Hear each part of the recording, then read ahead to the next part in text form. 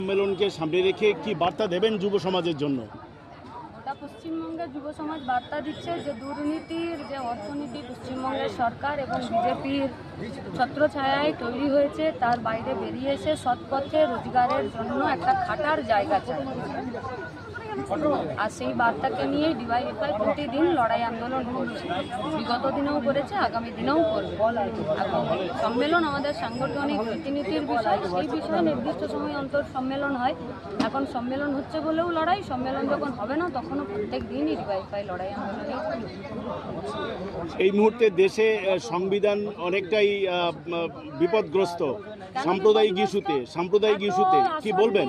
এত আসন নিয়ে যারা দেশের সরকার পরিচালনা করছে, সংবিধান ছিল বলে তো গণতান্ত্রিক পদ্ধতিতে নির্বাচিত হয়েছে, তাহলে এতগুলো আসন নিয়ে একটা সরকার তৈরি হয়েছে, সংবিধান রক্ষা করতে পারছে না, তার মানে এরা সংবিধান রক্ষা করতে চায় না। তাহলে কোয়েশ্চেনটা তাদের দিকে করুন যে আপনারা থাকতে সংবিধান কেন আক্রান্ত হচ্ছে। সম্প্রদায়গত বিভেদ করে তারা মানুষকে বিচ্ছিন্ন করতে চায়। যুব সমাজ এই ব্যাপারে কতটা দায়িত্ব নিচ্ছেন? কেন নেব দায়িত্ব? ভোটও দিব আমরা, ট্যাক্সের টাকাও দেবো আমরা, ভাগ করবে তোমরা, সেই টাকা মেরামত করারও দায়িত্ব নেবো আমরা। তাহলে তোমরা নামো গদি থেকে, যুব সমাজ দায়িত্ব নিয়ে নিচ্ছে। আমরা তো বলছি ডিওয়াইএফআইয়ের কাঁধ দায়িত্ব নেবার জন্য প্রস্তুত আছে। সে বিষয়ে কতটা সাংগঠনিক শক্তি বৃদ্ধির দিকে আপনি মনে করছেন? সাংগঠনিক শক্তি বৃদ্ধি না হলে মইদুল আমাদের খুন হয়ে যেত না। সাংগঠনিক শক্তি বৃদ্ধি না হলে ইনসাফ যাত্রায় 50টা দিন 2910 কিলোমিটার বিনা পুলিশ প্রোটেকশনে এবং পুলিশের কাছে বিনা অনুমতিতে পশ্চিমবঙ্গে কোচবিহার থেকে কলকাতা পর্যন্ত ডিওয়াইএফআই থাকতে পারে। অপারেশন সিন্দুর কতটা সাকসেস বলে মনে করেন? অপারেশন সিন্দুর তো ভারতীয় সেনা করেছেন এবং ভারতীয় সেনার প্রতি এই ভারতবর্ষের প্রত্যেকটা মানুষের যথেষ্ট ভরসা এবং গর্ব আছে। আর আপনি যদি বলেন যে অপারেশন সিন্দুর মোদি করেছে, মোদি ভাই ভারতীয় সেনাতে নাই, না তো অগ্নিবীরে আছে, না তো সেনাতে আছে। আচ্ছা, পেহেলগাঁও ঘটনা নিয়ে এই ধর্ম নিয়ে বিভিন্ন বিজেপি ইস্যু তুলছে, সেই ক্ষেত্রে ডিওএফআইকে মানুষের কাছে আমাদের আবেদন, পেহেলগাঁও ইস্যুতে বিজেপির কথা শুনবেন নাকি সেনাদের কথা শুনবেন? নাগরিকত্ব বোধ বলে সেনাদের কথা শোনা উচিত। বিবেক মিস্ত্রি, সোফিয়া কুরেশি, বেমিকা সিং পাশাপাশি বসে ভারতীয় সেনার পক্ষ থেকে যে প্রেস বিবৃতি দিয়েছেন, আর বিজেপির নেতারা কর্মীরা যা এই ফেসবুক এবং হোয়াটসঅ্যাপ ইউনিভার্সিটিতে যা প্রচার করে বেড়াচ্ছে, দুটোর মধ্যে কোনো তালমিল নেই। যারা এই ভারতবর্ষের নাগরিক, দায়িত্বপূর্ণ নাগরিক, তাদের কাছে আমরা বলবো বিজেপির ফেক প্রচারের তুলনায় সেনা প্রধানরা তারা যা প্রেস বিবৃতি দিচ্ছেন সেগুলোকে শেখায়, আর তাদের শেখা নিয়ে আমাদের কমিটি আগামী 2 বছর পরিচালনা করবে।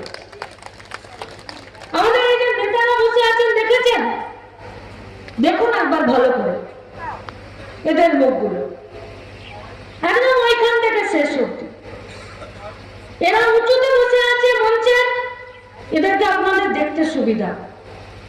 ওখানে দাঁড়িয়ে আছে একজন, এদিকে একজন সাদা জামা পরে দাঁড়িয়ে আছে, ওখানে একজন রোগা পেটকা মতন ছেলে আমাদের কমরেড টোটো চালায়, ওই দিক থেকে আসছে আমাদের ডিসিএম। এদের নাম কেন বলছি জানেন? তো পঞ্চায়েতের ভোটে নিজের আত্মীয়কে খুন হতে দেখেছে চোখের সামনে, ঝান্ডাটা কান থেকে নামায়নি। দিনহাটা হোক, শীতলকুচি হোক, মাথাভাঙা হোক, কোচবিহার শহর হোক, পুলিশ হোক, তৃণমূলের গুন্ডা হোক, বিজেপির সাধুর বেশে চোররা হোক, তাদের চোখ রাঙানির কাছে আমাদের কমরেডরা নিজেদের চোখটা নিচে নামায়নি, মাথা উঁচু করে লড়ে যাচ্ছে। তারা বসে আছে মঞ্চে, ইনসাফ যাত্রা প্রচার করতে বেরিয়েছে যে কোচবিহার থেকে কলকাতা পর্যন্ত 50টা দিন ডিওয়াইএফআই কাজের দাবিতে, দুর্নীতি রাজের বিরুদ্ধে, দুষ্কৃতি রাজের বিরুদ্ধে, দেশকে বাঁচাতে, রাজ্যকে বাঁচাতে প্রচার করছে। উত্তর কন্যা অভিযান, রমজানের মাস, রোদ ওঠার আগে টোটো বের করেছে, সেই টোটোকে ভেঙে দিয়েছে, টোটো রিপেয়ার করেছে, ফিরে মাইক লাগিয়েছে, ফিরে ঝান্ডা লাগিয়েছে, কিন্তু ফিরে উত্তর কন্যা অভিযান আর ইনসাফ যাত্রারই প্রচার করেছে। নিজের রাস্তা থেকে সরে যায়নি,